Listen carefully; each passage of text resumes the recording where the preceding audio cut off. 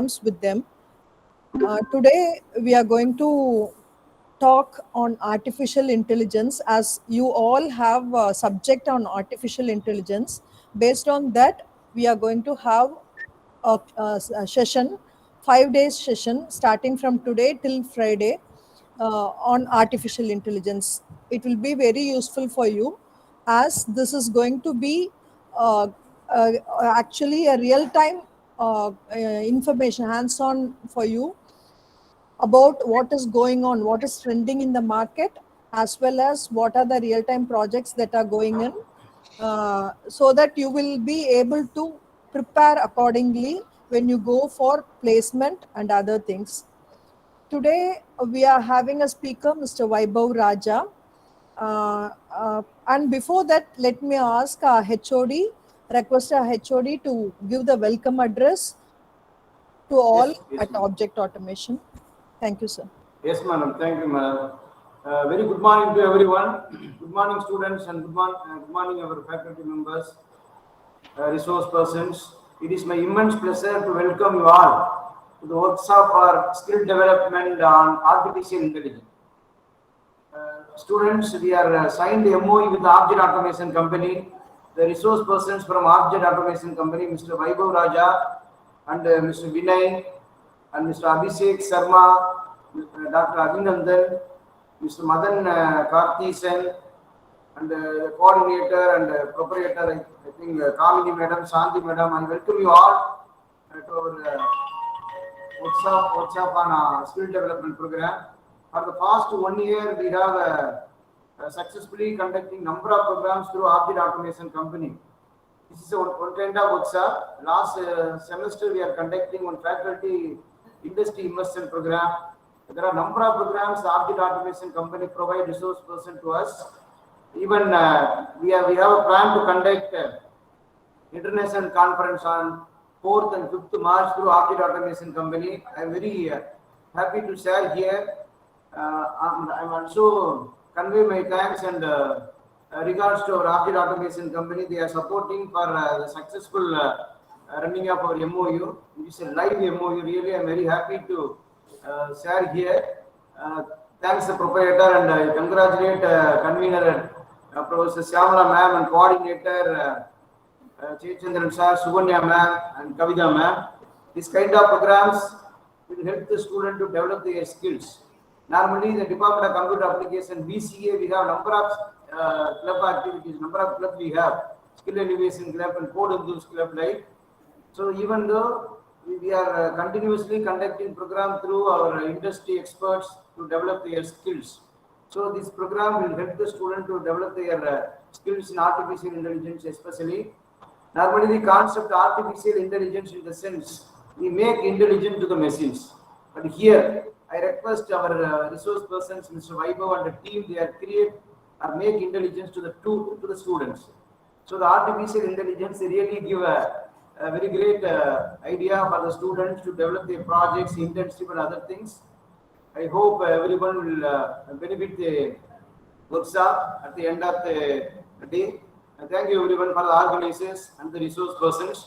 Students, please concentrate and listen to the classes. If you have any queries at the end of the session, you may ask. Thank you everyone. Thank you organizers. Thank you, sir. Now, an introduction to the guest, the resource person, Mr. Vaibhav Raja. He has been a great problem solver and a technophile who is obsessed with the latest devices, and he is working as research scholar at Object Automation.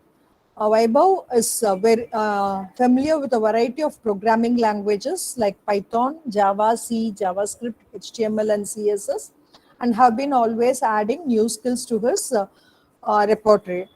And he is proficient in machine learning and deep learning programs and is working on ML use cases using IBM's 10 OS, the artificial intelligence OS, which is AIX OS, which is the 10th version, which is very powerful. Hope students will also know about it. I welcome Vaibhav for today's session and hope we both benefit out of it. Students, it is your turn to fully sit and listen to what is being said, so that it will be always useful apart from what you are studying from artificial intelligence in your syllabus. Okay. I welcome Vaibhav Raja. Vaibhav, it's all your stage now. Yeah, thank you very much, ma'am. Respected HOD sir, respected faculty members, and my dear students, very good morning to one and all present here. This is Vaibhav. So, today I'll be giving a session on artificial intelligence. So, I hope this session would be very useful for you. Let me just share my screen. Vaibhav, Yeah, can I'm not everyone switch even. on the video so that I'll take one photograph and Actually, here the camera, there is it's no. not there. Okay, okay. Can others switch on your video? Just for a minute. 1 minute. Guys, Switch on your students, camera. Students, please switch on your camera.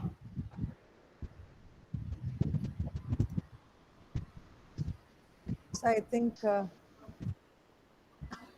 yes, ma, only a few Very are good. coming Very on. good, Prem Kumar. Come on, others. Akash, Sriram, Ajay. Turn on your camera. Just for a minute. Just for a minute. Come on, fast. Shweta, Hari, Kadale Surya. Very good. Come on, next. See, switch on your camera fast. Don't waste the time. Just 1 minute before the resource person starts his speech. Session. Yeah. Sunil Sundar, Raja. Okay, very good. Hari, Yugendran, Aravind. Abhishek. Good.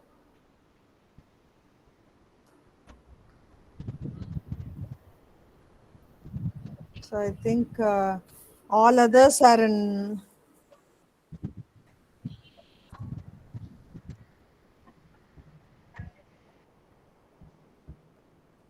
Hari Prasad has come.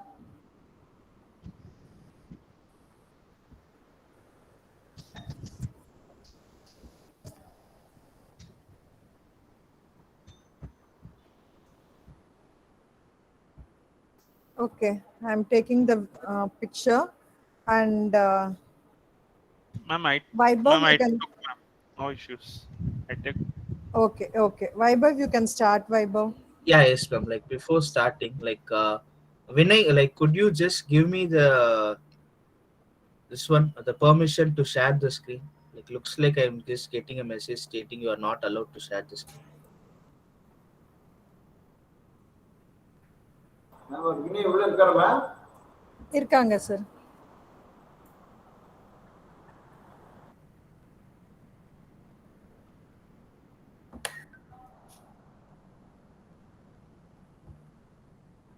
Vaibhav, are you able to share the screen now?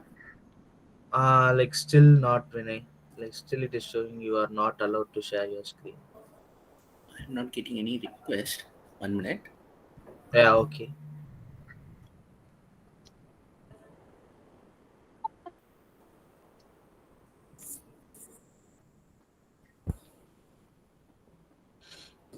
I think if Please check it now, Vaibhav. Yeah, yes, Vinay. Like since I have become the co-host now. Like, yeah, okay. Okay. thank you, Vinay. Welcome, Vaibhav. Okay, fine.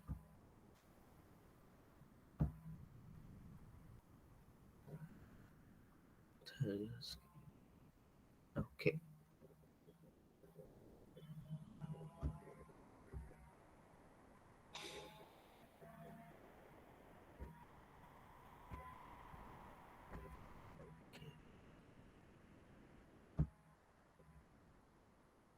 So, okay. May I check whether my screen is visible?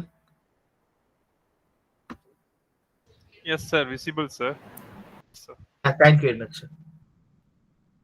Okay, everyone. So we can go into the today's session. So this is about introduction to artificial intelligence.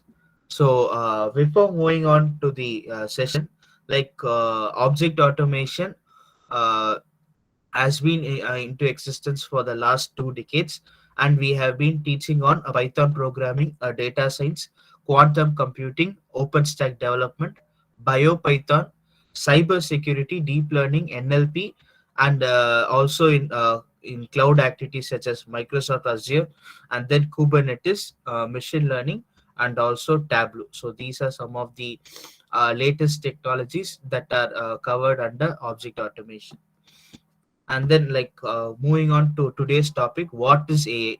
So how AI is gaining momentum in the last few years. So AI is nothing but it is the ability of a digital computer or a computer controlled robot in order to perform tasks commonly associated with intelligent beings. So there are some tasks that could be only done by the human. In order to break that barrier, AI comes into existence, so that even some intensive works like going for a research in a volcanic region or any other human heavy process could be easily automated or easily done by the machine itself using artificial intelligence. And how the term artificial intelligence comes is that the machine could able to have the ability to reason, discover the meaning of the process, generalize the process, and even learn from its past experience. So in the past, if it has committed any other mistake, the process would able to it could able to rectify the problem, and then it will give us the output. So normally humans have been very much obsessed with automation since the beginning of technology adoption, because like we people need process to be automated, so that we don't need to do much work and all the process can be computerized, so that our working hours and also our work could be reduced. So AI enables machines to think without any human intervention, so they can do the process on their own. So it is a broad area of computer science. So AI systems fall into three types. So AI can be categorized into three types, that is artificial narrow intelligence, which is generally goal oriented and programmed to perform a single task. So if I want to do any simple task like checking a report for any other spelling mistake, so such type of things could come under artificial narrow intelligence. And we have another type of AI which is called to be as AGI, that is artificial general intelligence, which is nothing but which allows machines to learn and understand. So here in artificial narrow intelligence, we program it like it is a goal oriented and programmed to perform only one task, whereas in AGI, we make the machine to learn on its own and understand on its own, so that it can act a way that is indistinguishable from humans in a given situation, so it can able to perform just like a human. So that is what called to be as artificial general intelligence. We have another type of AI which is called to be as artificial super intelligence, which is a hypothetical AI where machines are capable of exhibiting intelligence that surpasses brightest humans. So we have some humanoid robots like Sophia, like even that has got citizenship from Saudi Arabia. So those are some humanoids which are under the development of, which are under the umbrella of artificial super intelligence, where they can have the capability of exhibiting intelligence that can surpass even the brightest human beings. So that is how the current development is going under artificial super intelligence. So this is just a basic on AI. I hope you would have understand. If not, like you can just post your questions in the chat box so that I could able to answer those questions. Okay. So now we'll move on to the next slide. Okay, now let us see how AI has impact in our day-to-day life. So even before we came into knowing about artificial intelligence, we have been using them. So in places where we were using is in the place of social media, in digital assistants, self-driving and parking vehicles, email communications, web searching, stores and services, and offline experiences. So here mainly email communication and web searching were Even before we came into the high school, we have been using AI unknowingly. So let us see about that in detail in the upcoming slides. So how artificial intelligence improves social media. So in each of the social media like Twitter or Facebook or Instagram, uh, or any other social media. So in under Twitter, like if any tweet contains any inappropriate text or any racial content, which enhances the user experience, so those types of tweets could be removed very much quickly, even before it gets published in the page. So that is how AI is being evolved in Twitter, so that any hate speech could be easily stopped even before it is being published into Twitter. And Twitter has begun to use artificial intelligence behind the scenes in order to enhance their product. So this is not only for text, even for image or videos. If there is any indiscrepant content that is being uploaded, they could be removed very much immediately, even before it gets published. The similar thing appears for Facebook also. So deep learning is helping Facebook in order to draw value from a larger portion of its unstructured data sets created by almost 2 billion people updating their status 293 times per minute. So how this comes into existence is that, like, even before like most of us would have created our Facebook profiles in the year 2009, 10, or 11. So this was the time when they started the uh, research on machine learning and deep learning in Facebook. So they needed a lot of data. So what our people done is, like, since we were very new to social media, so that was the time we started uploading a lot of images, our images, our friends images, our group selfies, every images we used to upload in those time frame. So this was very much useful for Facebook in order to develop their facial recognition software. So eventually, uh, by 2012 or 13 itself, like when we are uploading any group self images or a self images, like there would be a frame that would cover our faces. So that was the first improvement towards their facial recognition software. But still it couldn't able to recognize who was there in the picture, but it could able to recognize only the faces. But if you want to recognize the face, we have to tag them manually and individually. But like from 2015 and 16 onwards, the as more people started uploading their images, so in artificial intelligence, the data is what matters a lot. So if we have more data, we could get more output and more insights.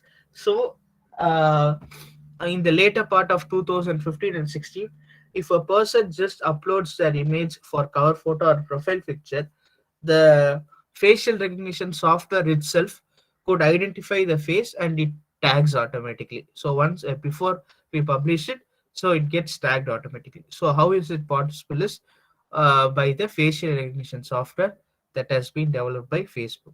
Even for status and other uploading any other media files, so like Twitter, if any inappropriate content is about to get published, the deep learning thing, like the software from Facebook, would identify that, and it would stop the user from publishing it. Similarly, in Instagram, it uses big data and AI in order to target advertisement and fight cyberbullying and delete offensive comments. So nowadays, most of the social media, we could able to see ads based upon our searches in the Google. So whichever product we search, those similar to those, we will be getting advertisements mainly in Facebook and Instagram. So in Facebook, we will be getting in our timeline. In Instagram, when we are swiping stories, we will get some ads which are related to our search queries. So that is how advertisements are being targeted using AI. So the AI program could able to identify what the user is searching on, and based upon the search query, it gives out the advertisement. So this also benefits the company as well as the people sometimes. So and also there are some terms when you search them in Instagram, we would get some warning stating that you are not supposed to search these queries. So for example, if you type a depression or suicide in Instagram search, it will not show the results very much immediately. It will first give you message stating that if you feel depressed, or if you have a, tendency of doing such kind of things, some helplines will be given in the page, so that it doesn't allow its users to uh, take such big steps, and also it avoids user from searching such queries. So that is how Instagram, like using AI, Instagram could able to identify what the user is searching upon. So another thing where AI is being improved is in the chatbots. So chatbots could able to, like now, mostly in most of the websites these days, like we have chatbots that is present in the right hand side bottom corner, where it could able to recognize words as well as phrases in order to deliver helpful content to customers who have common queries. So like those were the days when we have any queries, we would be contacting the customer care, and then they will be rectifying our problems. But now, even if we try to contact them, they will first ask us to uh, solve our queries from the right from the chatbots itself, because like chatbots these days have the capability of solving our queries, like just by entering our ID number, or application number. Just by entering them, it could able to retrieve our details, and from that it could able to solve our queries. So that is how chatbots are being developed these days. And how it could able to recognize our words is by using soft like technologies such as natural language processing, and there are behind it we have machine learning algorithms. Like regarding NLP, it is called to be as natural language processing. There is a special session on that in the upcoming days by one of our resource person, Mr. Madan. So he will be teaching you about that in detail. So this is how AI is being helped in improving social media. So next thing, we'll see how AI helps you every day through parking your car and driving it. So this is mainly focused on autonomous cars or driverless cars. So here, from this picture, you can see there are so many modules that are being present in this autonomous car. The first thing we have is called to be as a lidar beam. So this lidar beam could generate around 1.4 million laser points surrounded by the car. Like around the car, it could able to generate 1.4 million laser points in order to create a 3D map of the car surroundings. So there are some famous self-driving cars such as Tesla, and even other car manufacturings are being developed. So if you have seen a Tesla car, like there would be a 10-inch large display, where it could able to, using this lidar beams, it could able to generate a 3D map which could show what are the obstacles or vehicles that are around the car, and even the person who is about to cross the vehicle, even they could be visible using this lidar beam. And then apart from this, we would also have a colored camera which puts lidar map into color. So because lidar only generates laser points, so in order to convert them into a map, we use a colored camera, and so that that color camera could also identify the traffic light changes. So based upon the traffic light changes, it could able to operate automatically. So like in some cases, there will be up to 20 cameras which is surrounded by the autonomous vehicles, which is looking for any braking vehicles, pedestrians who are about to cross, and any other obstacles. And then in the blind spots, there will be some lidar models, because most of the lidar beams are present on top of the car. So in the blind spots, there will be some lidar modules which are present in the front side, rear, and sides of the car in order to detect obstacles in the blind spots.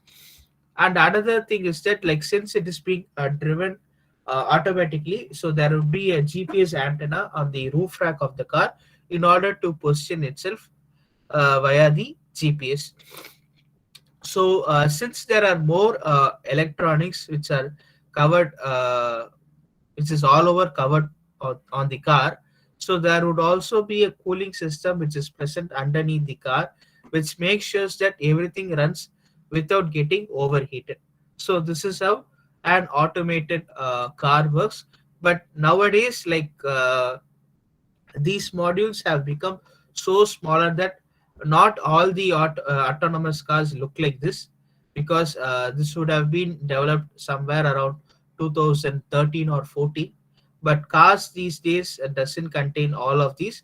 They are being inbuilt either in the blind spots or above the car itself, like the lidar beams and other cameras are being present either in the dashboard or in the blind spot itself. Like, there is no much setup like this these days. But just to show how a autonomous car works, these are some of the components that are needed to be shown.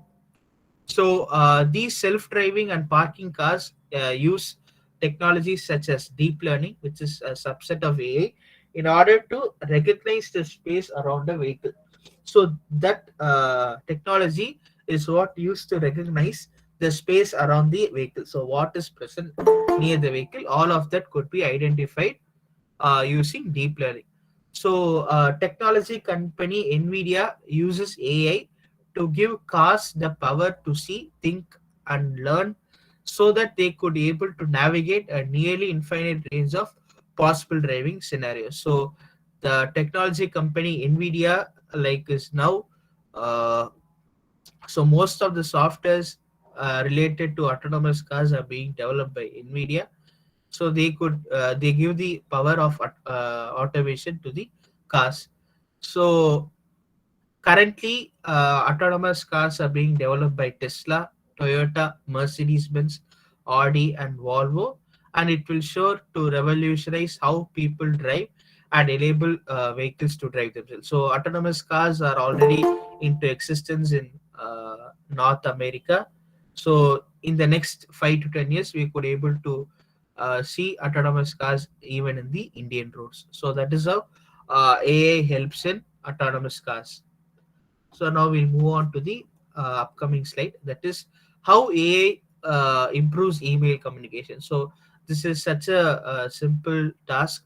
Like, we have been using emails for more than 10 years, but still, like, even before 10 years, AI was into existence in email communication. So some recent improvements are the smart replies in Gmail. So if we get a mail, like, for example, you guys are getting a when something is getting posted on Google Classroom, very much immediately you could get a notification in your Gmail. So even if you try to open that mail, you would be getting some smart reply stating that I am working on it, or I haven't worked on it. Uh, I have finished it. So, based upon the mail, it recognizes the context of the mail and it generates the smart replies. So, here machine learning and deep learning comes into existence, and based upon the text that is present in the email, the smart replies are being generated. So, these smart replies are simple phrases like, yes, I'm working, no, I'm not working, thank you, I'm interested, I'm not interested. So simple phrases like this are being generated from the context of the email. Okay. So that is what called as smart replies. So another thing where AI is being widely used is the email filters in Gmail. So based upon the context of our mail, it can be categorized into categorized in primary label, or social, or promotions, or updates, or forums, or spam. So primary mail is nothing but the mails which you receive from college or from office are called to be as primary. Mails that you receive from social media sites like Facebook or Twitter or Instagram, such kind of mails would fall under the social category. Promotions are nothing but like if you are trying to search something, so based upon that some ads are popping. So sometimes even emails related to that will be promoted via email, so that those mails would fall under the promotions category. If an application or any other thing needs an update, so those kinds of mails would fall under the update category. And then since you guys are now working in Google Classroom and this one, so sometimes for a classroom specific or a group specific emails, so those comes under the forum label. And then some unwanted emails would fall under the spam category.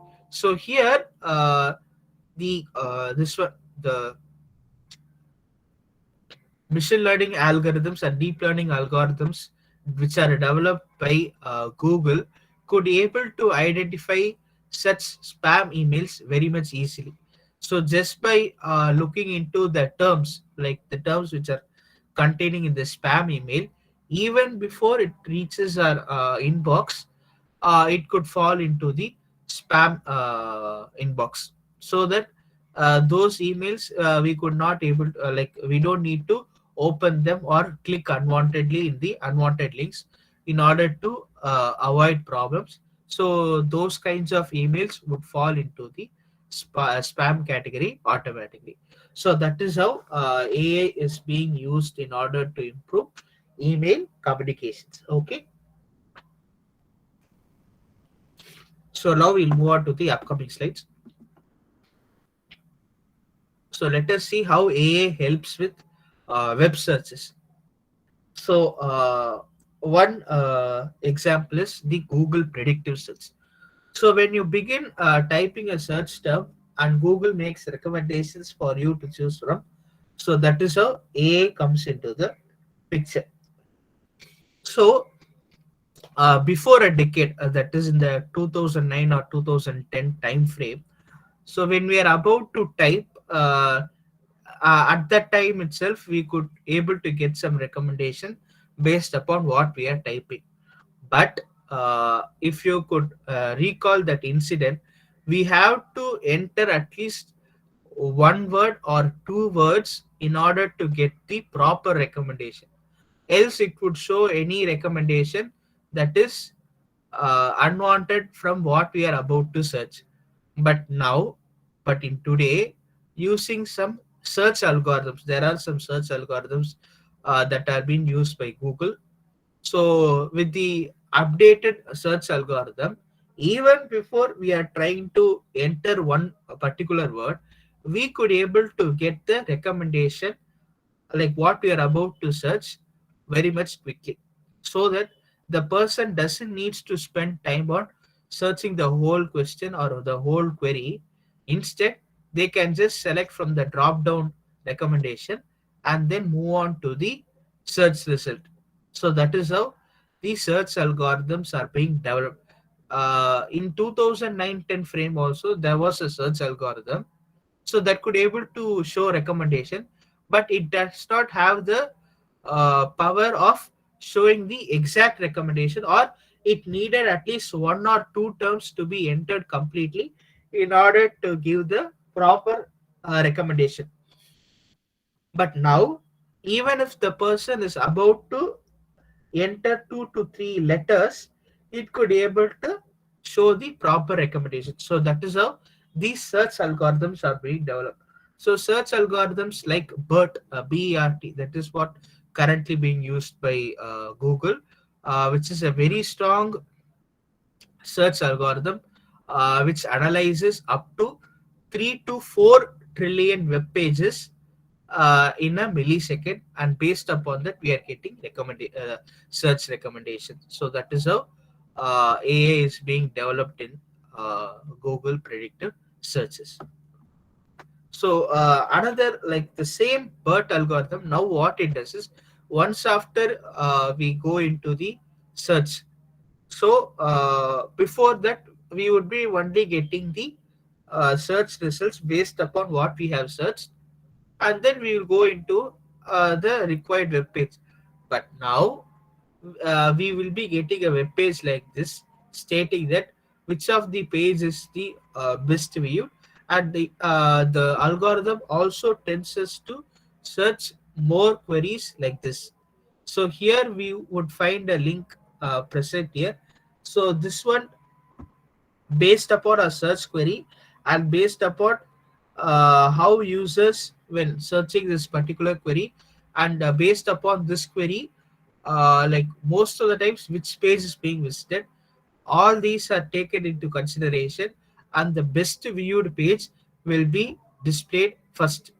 Sometimes ads also being displayed here, but apart from the ads, whichever page is being visited a more number of times, that are being shown in the shown as the first result. Okay, is that clear? So after that, it also would tends us to search a lot of questions, like generating questions like people also ask questions like how what is syllabs in neural networks. So the search query is about what are neural networks and how they are related to synapses, but it tends us to search more like popping out questions like what is neural network, so what is neural complex, what is neural network, explain in detail. So such types of questions not only induces the user to search more, but as we are trying to search more and more, the algorithm could be able to understand what the user is searching about, which are the web pages they are visiting the most. So based upon it, Google can also develop their algorithm even more. Like in next year or in a year of two, there would be a better algorithm than the existing one. So all this could be done using the data which we are generated. So all these best answer. So this is what called to be as a best answer. And then people who ask like these types of questions are what being developed under the BERT algorithm. So this is how AI is being used in search results. Okay. So now let us see how AI improves your experience at online stores and services. So for the first thing is the product recommendation. So for example, we are trying to search for a product, and once after we click on that product, just if we just scroll down once or twice, we could able to find some list of products where it shows us that people who buy this would also buy, and then it shows the other products. Like for example, we are trying to buy a mobile phone, or just we are opening in order to view its specification, we are clicking on the product. So once after we click on a product, say a mobile phone, it would show some list of products like the mobile case.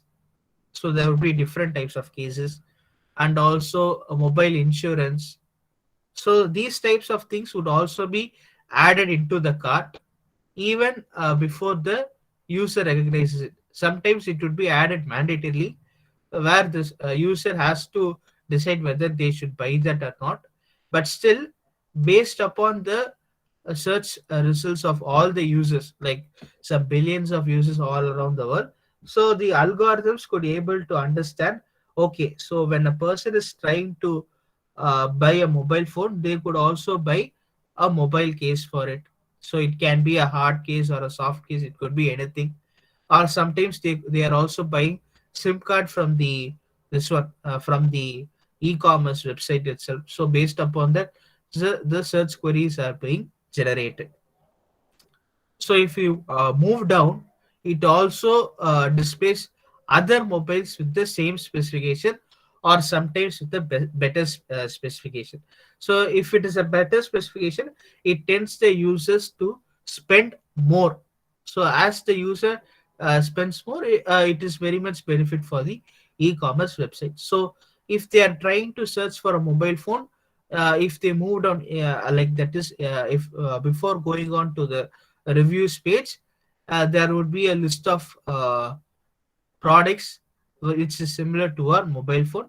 Sometimes they would be better than what we have selected. So that is how product recommendations are being projected. Okay, so here there is an example where a person tries to search on deep learning books, and this is how these products would be displayed. That is inspired by your browsing history, and these are some of the books that could be displayed if we search about deep learning. And another thing is that since cookies are being saved, so cookies are nothing but some temporary data from which is being collected when we are visiting a web page. So based upon our cookies, if we are trying to open the e-commerce web page the next time, based upon our search results, those are the products which should be displayed first. So if we have searched about mobile phones earlier, when we are trying to open the e-commerce website for the next time, it would only show results which are based upon mobile phone. So that is how product recommendations work. Okay, so now we move on to the next slide. Okay, now let us see what are the different types of recommendation. So even in product recommendation, there are three types of recommendations or recommendation engines we can call it. So they could be classified into collaborative filtering, content based filtering, and then hybrid recommendation systems. So what is this collaborative filtering is that, now let us take an example where two people are searching for the products. Like let us take an example where both of them are searching on mobile phones. So if they are searching about this same product, like based upon one search history, the recommendation of that person would be shown to another, and the vice versa. So that is how collaborative filtering works. So here collaborative filtering, sometimes the recommendation would be strong, but for more number of people, the collaborative filtering, sometimes it would not work. So that is how collaborative filtering comes into existence. It is one type of recommendation engine. Another type of recommendation engine is the content based filtering. So most of the time content based filtering is a individual specific recommendation type, where what you search, based upon that only the the product should be recommended. So that is what called to be as content based filtering. So another type of recommendation engine. So here the engine is nothing but these are types of the recommendations. So that is what called to be as recommendation engines. So another type of recommendation engine is the hybrid recommendation system. So hybrid recommendation system is nothing but which is a conglomerate of collaborative filtering and contribution. So which is a mixture of this one. I'm sorry. So which is a mixture of collaborative filtering and content based filtering, which is called to be as hybrid recommendation system. So how this hybrid recommendation system works is, in places like video streaming sites like YouTube, Netflix, Amazon Prime, that is where hybrid recommendation systems are much widely used. So here, let us take an example. So when we are trying to open YouTube, like we are seeing any news channel, the very next time if you are trying to open the YouTube application, based upon that news, there will be many videos that would be recommended. Apart from that, there would be some videos that are being recommended to us.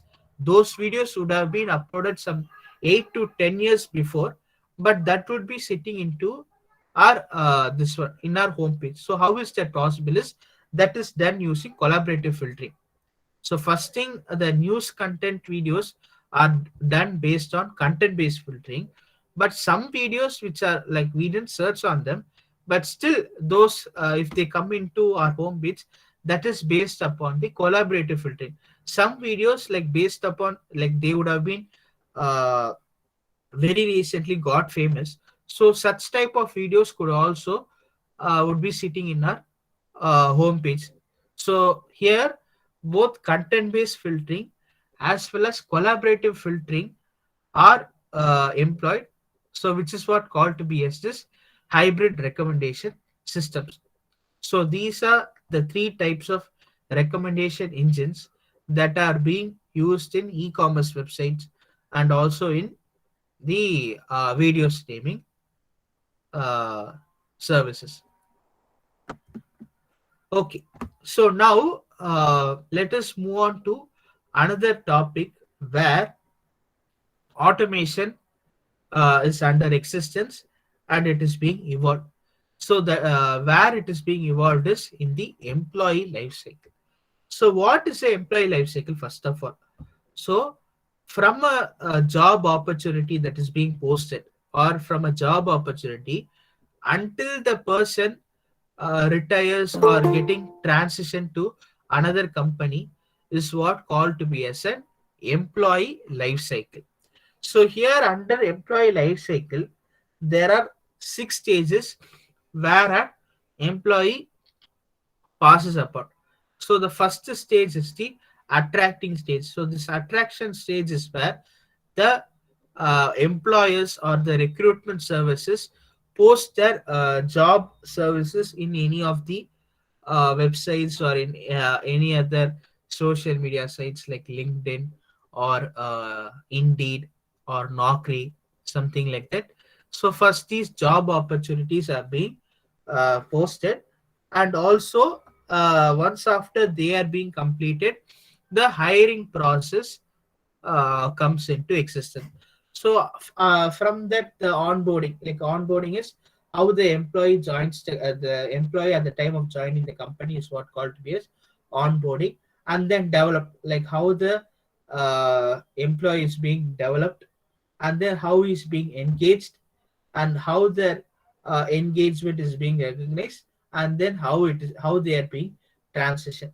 So all these processes are being done manually for the last few years, but now with the existence of AI, all these processes could be automated. So if you can't believe that, but still that process is under existence in today. So, for example, like since you are all in the computer science background, so at the time of placement, if Virtusa, like a company called Virtusa comes, so most of the time, Virtusa conducts an online interview apart from a manual interview.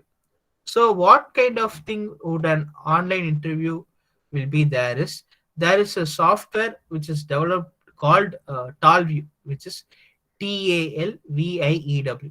So that software, what it does is, like normally we are how we take like, an online exam, the camera and microphone should be switched on, and that software what it will do is first it will ask us to write an essay about a topic. Okay, so it would set us a time frame. So with that, within that time frame we have to finish that essay. Like I'm talking about how a virtual interview which is automated by AI is happening. So first, once after we finish the essay, it would generate some questions. So the question would be asked, some 5 to 10 seconds time would be given for our thinking, and very much immediately the microphone would be switched on automatically, and based upon the questions it is asking we could answer that. And once after the time gets over, like for example if the timer is set for 1 minute, we can speak for 1 minute. So after that 1 minute gets over, it will move on to the next question automatically. So now even the interview process, the hiring process is being done by the AI itself.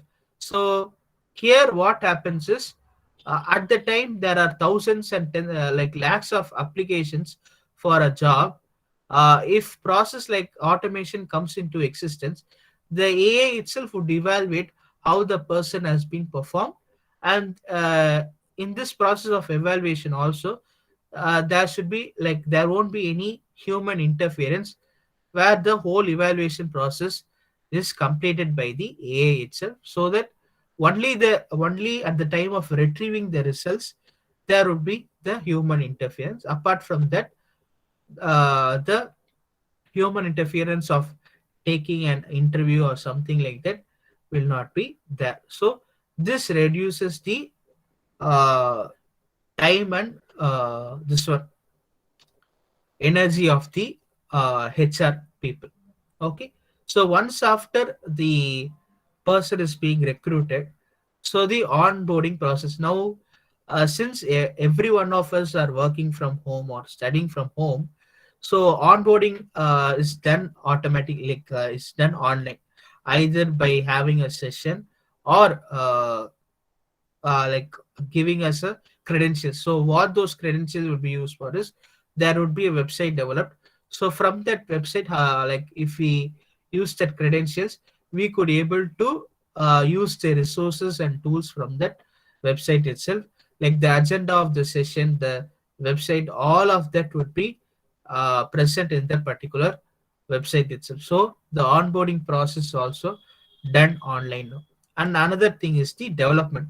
So, as I mentioned earlier, since everything is being done from home, so the workplace is also is from our home.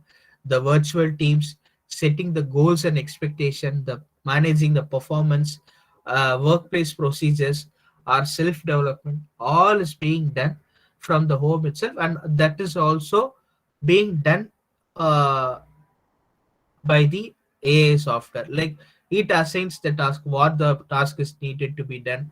Everything comes under the development stage, and then the engagement stage.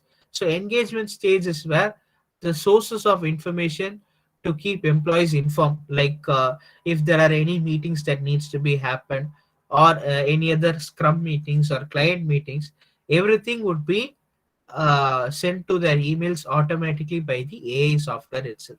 So that is how the engagement is being automated. And after the engagement, the recognition, like how the person works, the appreciation resources, the base pay administration, the workplace awards. So how the user is being working upon, that would be monitored by the AI. So based upon the monitored data, it would able to recognize who is working well, who is not working well, and then it could also be used for workplace awards. So that is, this is what the recognition stage. Transition stage is where once an employee is working and he's been working in full fledged, at one particular point of time he or she needs to be moved away from the company. Either they would be moved away, like they would be moved from one company to another, or one department to another, or due to higher studies they would be leaving from the company, or they would be retired from the company. So at that time, like there would be some process or some projects they would be working on. So if a person is about to leave from the organization, there should always be a substitute or a replacement in order to makes the things moving on, because the attrition rate these days is very much higher, and employees tend to work more based upon the salary which they are awarded. So since the attrition rate is more these days, so the company needs to be ready with the employees that are working on. If they are trying to move away from the company also, there should be a ready replacement, so that things are normal and the process is being done smoothly. So this employee life cycle is being automated in such a way that with minimal or no human interference, all these stages are being done automatically. So this is what called to be as the employee life cycle. Okay. So now, so these are some of the process. That is how AI can have an impact on employee lifecycle management is in automation in the talent acquisition and HR practice. So as I have said earlier, that process will be completely automated, and then the recruitment process, the interviewing process, the onboarding process, and also giving feedback. So weekly, the once after the person is being employed, so weekly. Using their company email, some feedback links could be sent, so that how the person is feeling about the company or how they are feeling about their job, those feedbacks could be collected, and based upon that the process would be improved. And then in employee attrition, before the person tries to leave, there would be a ready replacement for it. And then once after for that replacement also, the joining process is what starting, and then the life cycle once after starts again, the cycle starts again. So that is how employee life cycle management is being done using artificial intelligence. Okay, so now let us see about ML in detail. So before moving on to ML, if you have any other doubts, you can just ask them now. You can just post them in the chat box so that I could able to answer them. If you have any other questions or queries, you can ask them in the chat box. So someone has raised their hand. So if you have questions, you can ask now. Else we can continue with the session. Okay. So since nobody has answered, I'll just continue with the session. Okay. Fine. Now let us talk about machine learning. So machine learning also comes under AI, but the fact is that in order to perform some tasks that could be automated or done by the machine itself with very minimal or no human interference, that is what called to be as machine learning. So it is a field of study that gives computers the capability to learn without being explicitly programmed. So here it doesn't requires a lot of programming. So once we just write a minimal code, and then we teach the machine how to process the data or something like that, the machine automatically learns by itself, so that all the process are being automated. So the main thing about machine learning thing is the ability to learn. So first of all, it commits some mistakes, and based upon those mistakes, it could able to rectify from it, and then the process are being done successfully. So the recommendation system on music, on video streaming websites, on e-commerce website, all these recommendation systems are built over machine learning algorithms. So these machine learning algorithms could be classified into three types, that is supervised learning, unsupervised learning, and reinforcement learning. So talking about the supervised learning. So what is supervised learning is that if we want to make the machine to perform only a simple task, and we know what the output is going to come, such type of learning is called to be as a supervised learning. What is unsupervised learning is that we just train the machine, but we don't know what kind of output we would get. So for example, uh, university is dealing with the application process. Since there are a lot of applications, like some 10,000 applications have been received, so it is very difficult in order to manually check whom to admit, whom not to admit. But with machine learning algorithms, those results could be formed as a data set, and by using some specialized machine learning algorithms, those algorithms itself would process and tell us which student needs to be admitted and which student should not be admitted. So such kind of output we don't know, but still uh, this process will be done automatically and learned automatically by the machine itself. So such type of learning is called to be as a unsupervised learning. So another type of learning is called to be as the reinforcement learning.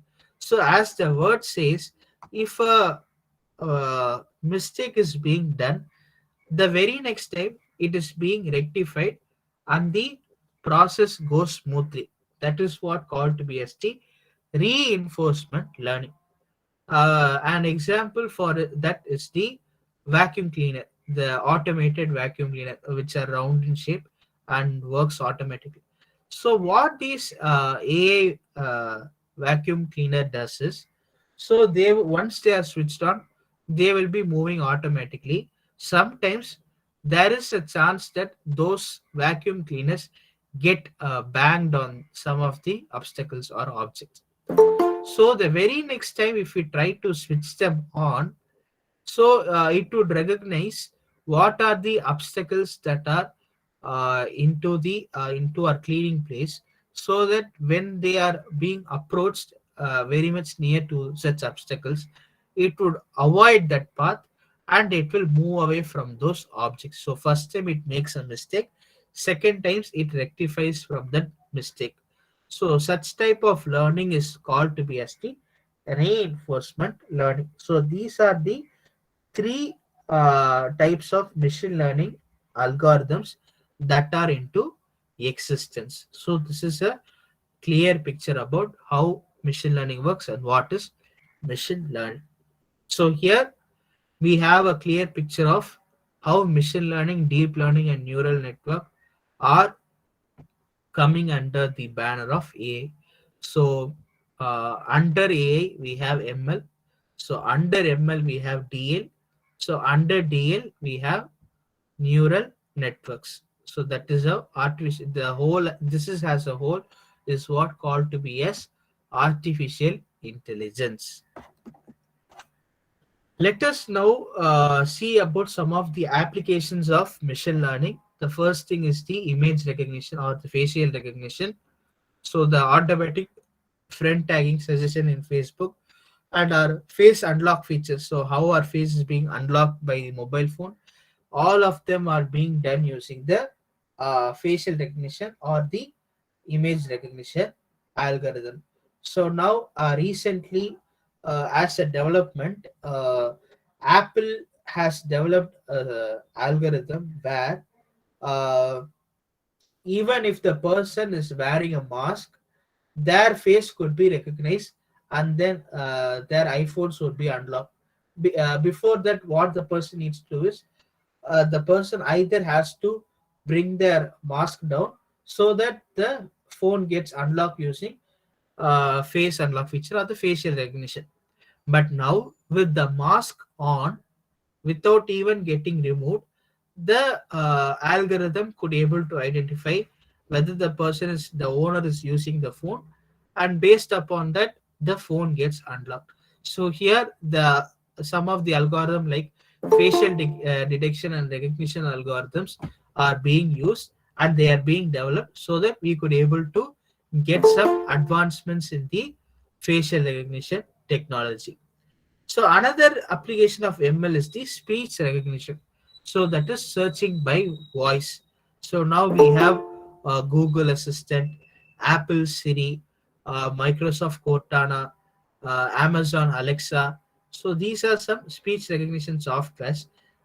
Just by our voice commands, it could able to generate our outputs. Even the speech recognition is being done by the technology called natural language processing, which takes the input from various resources and then gives our output based upon what we are searching by voice.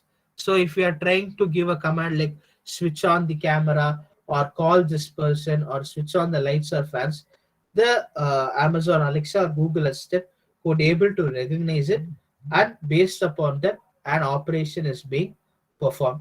So a few years ago, the search recognition, the speech recognition could able to understand only the American accent of English or the British accent of English. So sometimes it would be very hard for an Indian accent to be recognized by the speech recognition software. But now it could able to recognize our Indian accent also. And now some regional languages are also being uh, used for the speech recognition software. So that is how the development is being progressing. Another thing is the traffic prediction. So if we want to visit a new place, we might open the Google Maps.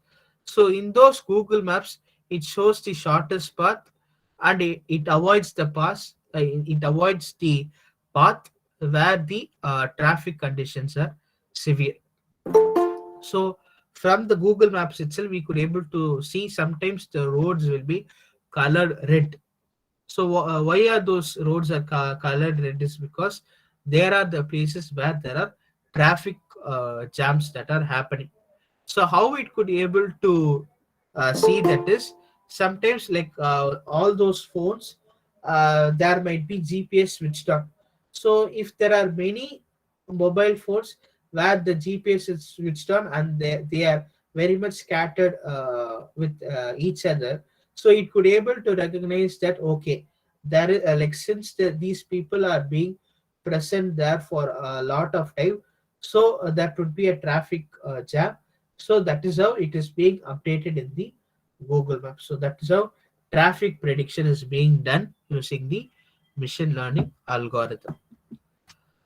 Another thing where ML algorithms are being used is the product recommendation, which we have discussed earlier, and then in the self-driving cars or the autonomous cars, and in the stock market trading. So how in stock market trading is that like there is always a risk of the stock getting raised up or down in the share share markets.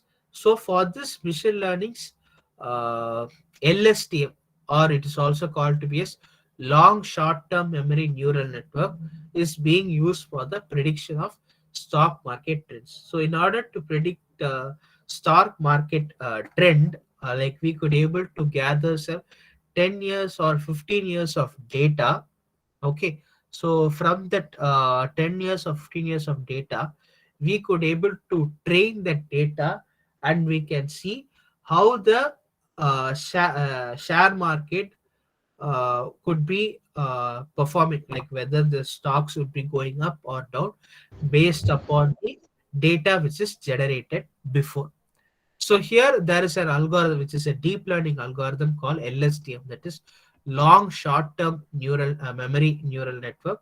So this algorithm is used widely in order to predict whether the stock market would go up or down. So that is how stock market trading is done using machine learning and deep learning. And another field where ML and DL are widely being used is the medical diagnosis. So, in medical science, machine learning is used for diagnosing diseases. So, with this, medical technology is growing at a very faster rate and able to build 3D models that can predict the exact position of the brain or even other body parts. So, now there are the process where the human heart or the any of the human parts that could be 3D printed and biologically printed, so that we don't need to depend upon a donor, so that the machine itself could able to understand what the blood group of the person is, how their body would perform. So based upon those attributes, we could able to reproduce a heart by a 3D printer. But this process is under the flow, but it is not into complete extension. But still, in the next 10 to 15 years, we could able to see some biologically printed body parts that could be much useful, that could be implanted into our human bodies. So apart from that, the disease diagnosis can also be done using machine learning and deep learning algorithms, where like for example, uh, we have some, let us have an example where we have some rashes or any other skin diseases that are present in our skin. So if you want to see what that problem exactly, so sometimes that would also be a birthmark, but we don't know whether it is a skin disease or a birthmark. So what we can do is we can have an application or an medical chatbot. So under the chatbot, we could click on the camera button and we can take a picture. And if we could just send that picture, the data that is being processed, like in order to develop that chatbot, we would have used a lot of data. So based upon the medical images, it could check whether it is a birthmark or a skin disease that is being present or a normal rashes that are being present. So that is how medical diagnosis would be done in the machine learning and deep learning technologies. So that is how we could able to use these types of applications using ML and DL. So this is just a pictographic representation of what are the applications of ML. So we have covered most of them, and then something like automatic language translation, and then caption generation. So I have forgot about that. So since every one of us are using Google Meet now, so even if you try to switch on the captions which is present below, so based upon the what I'm speaking, it could able to understand my accent, and based upon that it could able to give the captions very much immediately just by recognizing my voice, and it gives the words very much immediately. So that is what called to be as this automatic language translation, and even if that is used in Google Translate, based upon our words that could able to get translated very much immediately. And then online fraud detection. So online fraud detection is, like for example, that could be employed in banking sector. So if there is a transaction of 50 lakhs or 60 lakhs that is happening, so it could be alerted to the main branch or the branch where we have the bank account. So it could check whether this transaction is a legitimate transaction or a fraudulent transaction by some other person who is being involved. So if that is a fraudulent transaction, then that transaction would be cut off abruptly, because these days all the transaction are being done from RTGS or NEFT, either from the bank or from the online banking. So it is, if it is done using NEFT, if that fraudulent transaction is being done using NEFT, so normally in NEFT transaction, all our payments would be passed into 48 parts in a single day. In single day, our transaction would be passed for into 48 parts. So since it is a 50 lakh transaction, so only around 50,000 or 80,000 would have been passed on in an hour or a 2 hours time. So such time of payments could be stopped, and then that could be recovered very much easily within that day of time itself. So if there is any fraud detection that is being happening, the ML algorithm that is being employed there would recognize itself automatically, and it could stop such transaction on its own. So that is how application of machine learning is being developed. And then virtual personal assistant like our Google Assistant, and then Amazon Alexa, everything works based upon the queries which we are giving by voice. So that is how uh, applications of machine learning are being developed, and more number of applications are being developed day by day.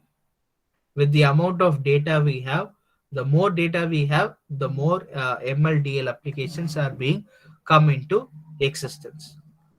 Now let us see about what deep learning actually is. So deep learning mimics the workings of a human brain in order to process the data, in order to detect the objects, in order to recognize the speech, translating the languages, and making the decision based upon the neuron that is present in our biological brain. That is how the neural networks in deep learning are also working. So deep learning could able to learn without any human supervision, just by drawing the data, which can be a structured data or an unstructured data. So structured data is the text data, unstructured data is the the images, the videos which are unlabeled. So those are called to be as unstructured data. So based upon the inputs of structured data and unstructured data, we could able to draw insights from it, and then deep learning algorithm could able to get some outputs from it. So deep learning could be very much useful in order to detect fraudulent activities or money laundering and other functions. Okay. So in places like e-commerce website and online cinema reservation systems, this deep learning could be widely used in order to book tickets, in order to buy products. These deep learning things would able to analyze what the user is searching upon. Like in cinema ticket websites, it could able to see which are the films that are being reserved by the people or by the watchers. So those pictures would be visible first, and then even when reserving those movies for the proper this one in the movie theaters. So the ones which are famous, the movie theaters which are famous, those will be visible in the first page, and other the normal ones will be in the second page and the upcoming in the next page. So the deep learning framework would able to identify the movie, the movie theater, and all other things by the algorithm which it has developed. Okay, so deep learning is what being used in most of the uh, places where the ticket reservation systems are widely used, because like those types of websites are where many people would be accessing at the same time. So let us take an example where if a person tries for Tatkal reservation, so if the Tatkal is opening around 11 a.m., within a minute or within 2 to 3 minutes, all the Tatkal booking tickets would be filled. How it is possible is that is how people would be ready for booking their tickets. Even for Tatkal reservation also, there are some Google Chrome, this one extensions which are being developed using machine learning. So those extensions, if we just install them just by entering our details before the reservation. So at the time, if the Tatkal window is opening, the details which we have entered in that extension would be passed on to that within a few seconds, within 2 to 3 seconds, and our reservation could be done successfully. So these are the places where deep learning and machine learning algorithms are being into existence. Okay, so comparison of deep learning versus machine learning. So for a better processing of big data, we can use the machine learning for a self-adaptive algorithm, and in order to get some better analysis of the data which we have given as input, then at that time deep learning would be useful. And if we are trying to add more and more data, in that time also deep learning would be much useful. So deep learning itself is a subset of ML. In order to achieve more analysis or more results, that is the place where deep learning comes into the picture. So with traditional programs build analysis with data in a linear way, the hierarchical function of deep learning system enables machines to process data with a non-linear approach. So some ML algorithms would have a linear approach, but if they are employed in a deep learning thing, so they will be working on a non-linear approach. That is, they would take everything in a collective position, where it would not only stop with one process, it takes into all the process as one, and then based upon that, we get better results. So that is how we can have a comparison between deep learning and machine learning.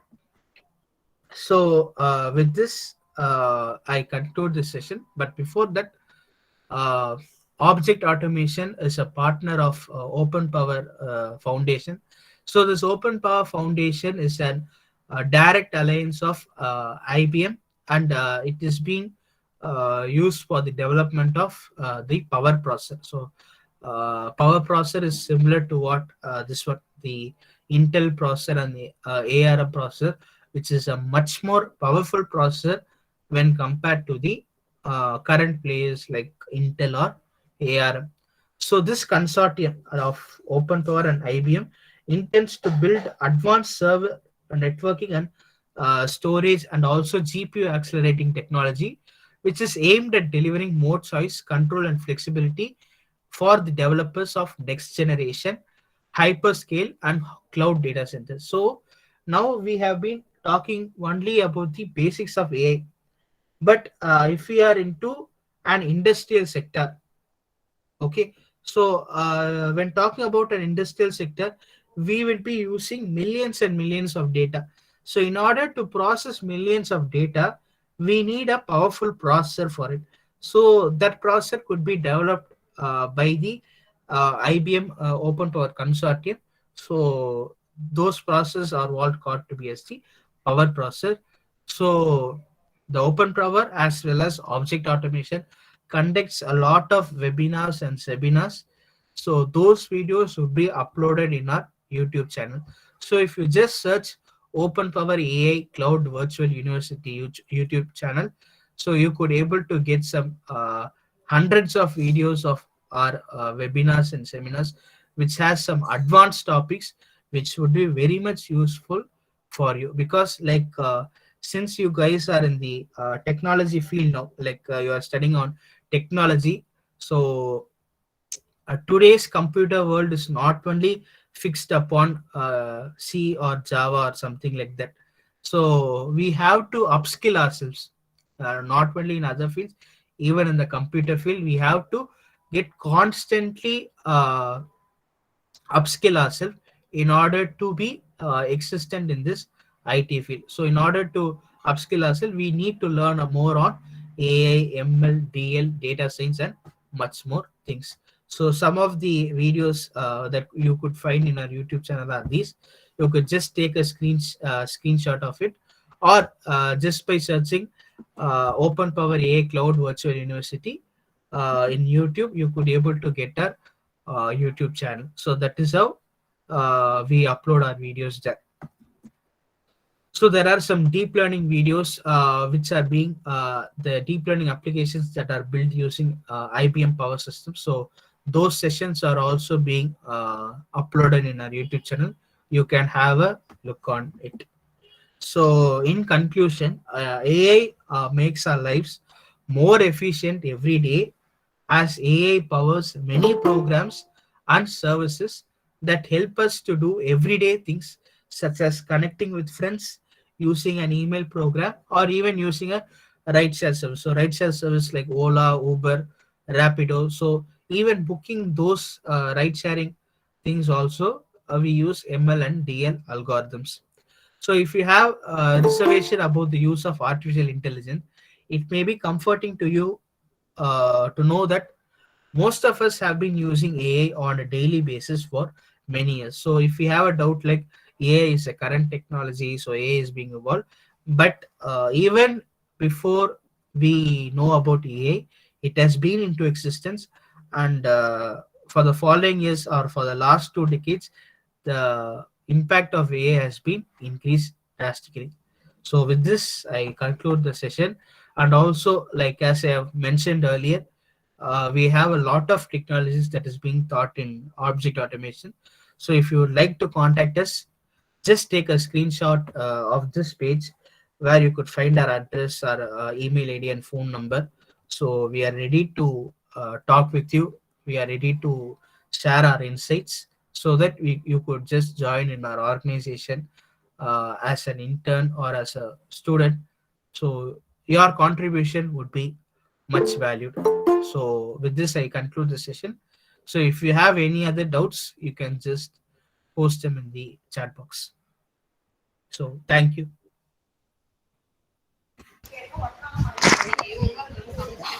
Students, if you have any doubts, please ask in chat box. The Vaibhav sir will reply. Any queries, please respond in chat box.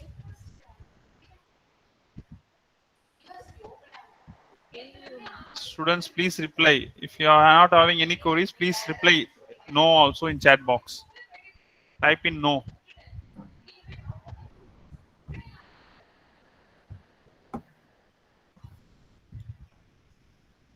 Okay. What about others? If you have any queries, please put. Okay.